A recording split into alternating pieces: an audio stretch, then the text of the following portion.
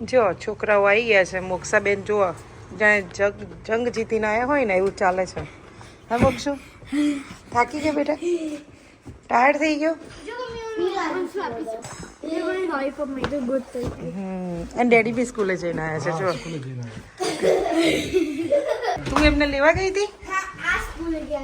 Daddy સ્કૂલે ગયા હતા? ઓહ, તો જો ડેડી બી સ્કૂલે જઈને આવ્યા, મોક્ષા જઈને જેને સ્કૂલ જઈને આવી નહીં જેને થાકી ગયો બેટા? મને તો લાગે છે કે હજુ તો તું બીજું 5 કિલોમીટર ચાલી આવે. ટાયર્ડ થઈ ગઈ મોક્ષા? નહીં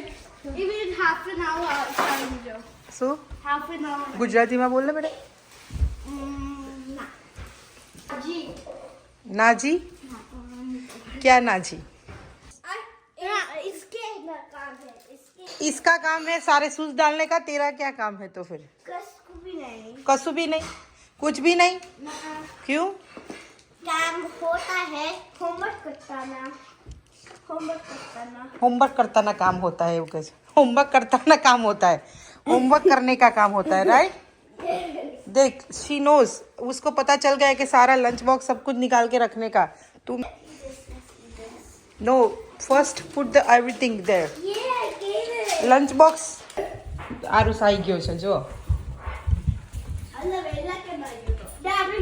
આરુષ આજે સ્કૂલે નહીં ગયો બીકોઝ એ સિક છે ને એટલે સ્કૂલે નહીં ગયો. ચાલો આજે છે ને હું આજે ડિનરમાં રોટલા અને ભરેલા રીંગણનું શાક બનાવવાની છું. તો તમને બધાને હું કેવી રીતે ભરેલા રીંગણનું શાક અને રોટલા બનાવું છું એની રેસીપી તમને બતાવીશ. તો જો હું તમને ભરેલા રીંગણની સબ્જીનું આજે રેસીપી બતાવું છું. તો જો આવી રીતે રીંગણને કાપી અને પાણીમાં મૂકી દેવાના, તો જેથી કરીને કાળા ના પડી જાય. તો આવી રીતે 4 ચીરા પાડી અને મૂકી દેવાના. અમારે ઘરે તો છોકરાઓ બી જમી લેતા હોય છે રીંગણનું શાક. તો રોટલા અને રીંગણ આજે બનાવીએ છીએ. તો જો બધા જ રીંગણને મેં આવી રીતે કટ કરીને મૂકી દીધા છે મીઠાવાળા પાણીની અંદર. તો હવે મસાલો બનાવવાની રીત બતાવું તમને. તો ચલો એ ભરેલા રીંગણ માટે મેં શું લીધું છે એ તમને બતાવું. તો આ જણીશું ઉતારેલી લીમડો છે, મીઠો લીમડો, આદુ મરચાંનો પેસ્ટ છે, શુગર છે, હિંગ છે, લીંબુનો રસ છે, ધાણા જીરું પાવડર છે, અજમો છે, ધાણા છે, ગરમ મસાલો, સિંગદાણા અને તલનો ભૂકો છે, શેકેલા ચણાનો લોટ છે, હળદર છે અને આ છે શાકનો મસાલો, દાળ શાકનો મસાલો જે આવતો હોય છે એ દાળ શાકનો મસાલો છે. તો ચાલો હવે તમને હું બતાવું કે બધું ભેગું કરી અને કેવી રીતે ભરવાનું. તો ચાલો આપણે પહેલાં જ ચણાનો લોટ લઈ લઈએ. તો મેં શેકેલા ચણાનો લોટ લીધો છે અરાઉન્ડ 1.5 વાડકી જેટલો. એની અંદર આ સિંગદાણા અને તલનો ભૂકો છે. મેં તલ અને સિંગદાણા પહેલાં શેકી કાઢ્યા હતા અને એનો પછી ભૂકો બનાવીને લીધો. તો અરાઉન્ડ મેં 1 વાડકી જેટલા સિંગદાણા અને 4 થી 5 ચમચી તલ લીધા હતા શેકેલા. એની અંદર આપણે હળદર નાખીશું. અરાઉન્ડ 1 થી 1.5 ચમચી હળદર છે. આ 1 ચમચી જેટલો દાળ શાકનો મસાલો છે. 1 ચમચી આપણે ગરમ મસાલો લીધો છે. અરાઉન્ડ 1.5 ચમચી જેટલું ધાણા જીરું પાવડર છે. 1 ચમચી શુગર લીધી છે. और 5 ચમચી જેટલી આપણે હિંગ લીધી છે. અરાઉન્ડ 10 થી 12 પત્તા લીમડાના સમાર્યા છે, મીઠો લીમડો. યુઝ્યુઅલી અજમો તમારા ડિપેન્ડ કરે તમને નાખવો હોય તો, પણ યુઝ્યુઅલી અમે થોડોક નાખતા જોઈએ. અરાઉન્ડ 2 ચપટી જેટલો અજમો નાખ્યો છે મેં. 1 વાડકી સ્મોલ દાણા સમારેલા નાખ્યા છે. સ્વાદ પ્રમાણે મીઠું નાખીશું આપણે મીઠું આપણે રીંગણમાં બી ભરાઈ જાય એટલું નાખીશું. એટલે મેં અરાઉન્ડ સ્મોલ આ નાની ચમચી મેં 2-3 ચમચી નાખી છે. અને આદુ મરચાંની પેસ્ટ બી તમે કેટલું તીખું ખાતા હો છો એટલું આદુ મરચાંની પેસ્ટ લેવાની. તો મેં અરાઉન્ડ 2 થી 2.5 ચમચી જેટલી સ્મોલ આદુ મરચાંની પેસ્ટ લીધી છે. 1 લીંબુનો રસ લીધો છે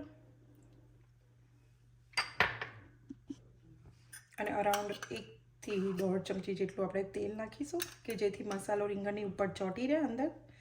એટલે મેં 1.5 ચમચી જેટલું તેલ મૂક્યું છે. તો આપણે આ બધું એક સરખું થઈ જાય એવી રીતે આ બધું આપણે હલાવી દઈશું. તો ચલો આપણે હવે આવી રીતે મસાલો ભરી દઈએ અંદર.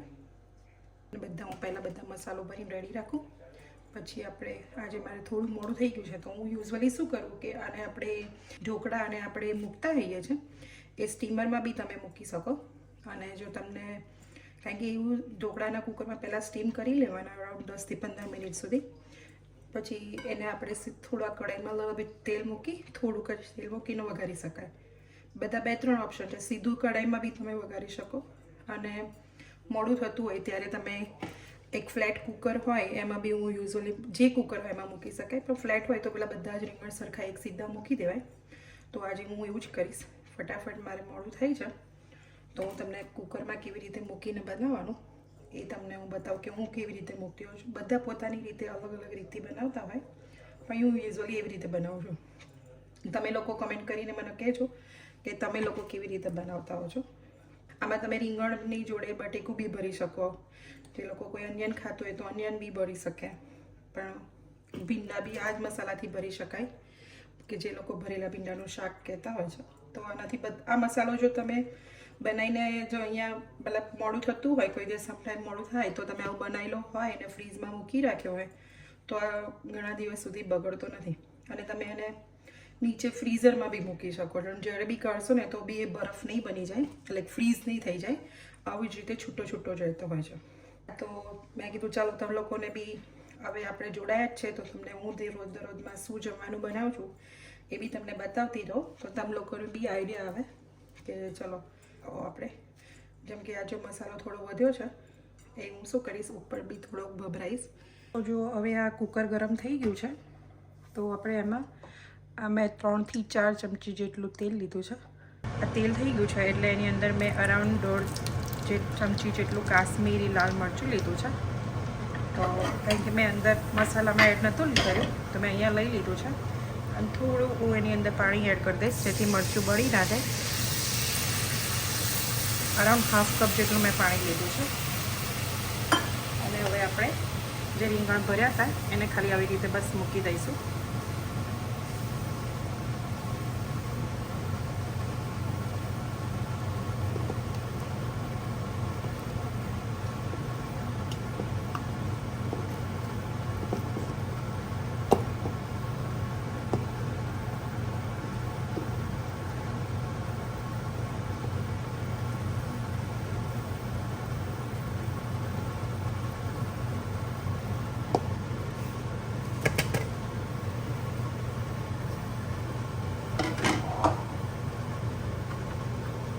મેં ઓલરેડી એની અંદર મીઠું પહેલેથી નાખી દીધું છે. પણ જો તમારે થોડું હજુ પાણીના ભાગનું નાખવું હોય તો થોડું આવી રીતે ભભરાઈ દેવાનું.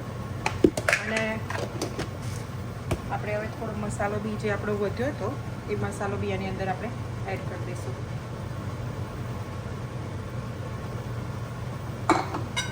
અને હવે તમે પાછું એની અંદર બીજું 1 કપ જેટલું પાણી પાછું નાખી શકો છો. અને આપણે મીડિયમ ગેસ પર અને ખાલી થોડું આવી રીતે આમ થોડું હલાવી લેવાનું એટલે બધો મસાલો એક સરખો થઈ જાય. અને બસ હવે આપણે એને બંધ કરી દઈશું. અને હું યુઝવલી 1 વિસલ વાગે અને બીજી જ્યારે ભરાય એટલે પછી હું ગેસ બંધ કરી દઈશ. એટલે મીડિયમ ગેસ રાખ્યો છે. બહુ ફૂલ ગેસ નહીં રાખવાનો નીચે પછી નીચેથી ચોંટી જશે. તો જો જ્યાં સુધી આ કુકરની વિસલ આવે ત્યાં સુધી ચાલો આપણે રોટલા બનાવી લઈએ. તો રોટલા માટેનો લોટ તમારે જેટલા રોટલા ઘરમાં જોઈતા એવી રીતે માપનો તમારે લેવાનો. અને હું યુઝવલી જે ગરમ જ પાણી યુઝ કરતી હોઉં કારણ કે અહીંયા શું થાય છે કે ઇન્ડિયામાં લોટ ફ્રેશ બાજરીનો મળે ને એવો અહીંયા નથી મળતો. સ્વાદ પ્રમાણે મીઠું નાખી દીધું એટલે હું ઓલવેઝ મેં ગરમ પાણી લીધું છે અને આવી રીતે હું લોટ બાંધી લેતી હોઉં છું. તો હું આવી રીતે મસળ કરવાનો અને જેટલું તમારાથી મસળાય ને એટલો લોટને મસળો ને તો એટલા જ રોટલા સરસ થશે. કેમ કે એવું કે તો તમારે જે તિરાડો પડી જતી હોય ને એવું થતું હોય ને એ ના થાય જો રોટને પ્રોપર આપણે મસળ્યો હોય ને તો જો આવી રીતે રોટલાને થેપી લેવાના.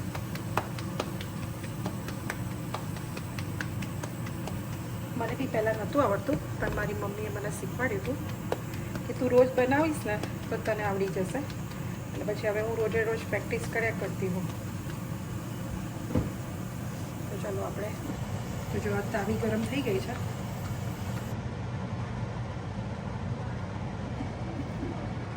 તો જો મેં આ લોખંડની મારી જોડે એક લોડી છે, એમાં બી મેં બનાવવાનું ચાલુ કરીશ, કારણ કે મારે થોડું મોડું થાય છે. તો મેં બંને બાજુ ચાલુ છે મારા રોટલા બનાવવાનું. તો જો એના બી જમવા બેઠી છે. કેવા બન્યા બેટા રોટલાનો શાક? મસ્ત સરસ. લાગે છે ઇન્ડિયાથી બનાવે છે તમે. ઇન્ડિયાથી બનાવ્યું લાવીશું એવું લાગે છે? બા બનાવે છે આમ જેવું લાગે છે. એનું તને જો હું જો વાત કરવાની ને તો મારો થોડોક રોટલો એવો બળી ગયો હતો પહેલો સ્લાઇડ બોર્ડરમાંથી. બસ તે બહારનો ટેસ્ટ નહીં આવતો. નહીં આવતો બરેલો ટેસ્ટ, પણ તને ભાવે છે નહીં આવું રીંગણનું શાક ને રોટલો?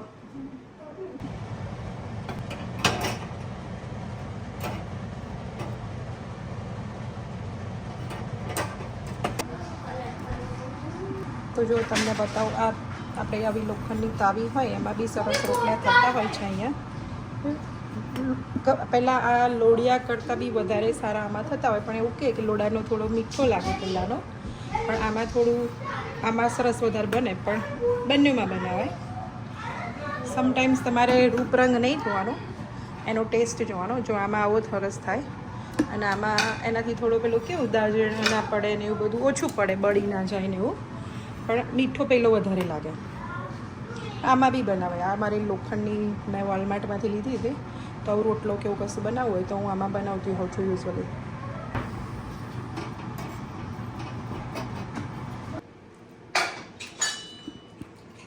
કેવું બને શાક ભરેલું? સારું બનાવ્યું. જો તમને ગમે તો એક લાઇક, શેર અને સબસ્ક્રાઈબ કરજો, અને એક કમેન્ટ્સમાં લખીને અગર કહેજો મને કે તમને કેવું લાગ્યું.